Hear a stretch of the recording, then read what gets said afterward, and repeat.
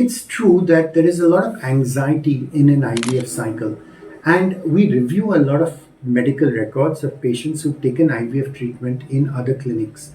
And sometimes we find that patients have made the wrong decisions.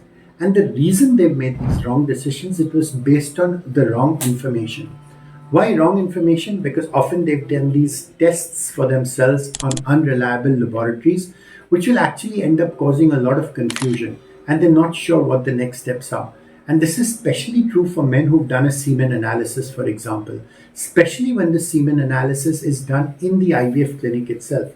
Now, you would expect that IVF clinics are experts and that the reports which they provide for semen analysis would be reliable. But the tragedy is it's not, because a lot of IVF clinics misreport deliberately a semen analysis report. And the reason they do this is because they want to convert people who actually don't have a medical problem into patients. Because once you've converted them into a patient, you can advise them to do IVF ICSI and therefore increase their revenue. And the commonest scam all these IVF clinics run is by reporting all the semen samples which come to them as having teratozoospermia. This is a bit of a mouthful, but teratozoospermia is just a fancy name for abnormal sperm morphology. And the tragedy is that these patients get labeled as having teratozoospermia even though their report is completely normal.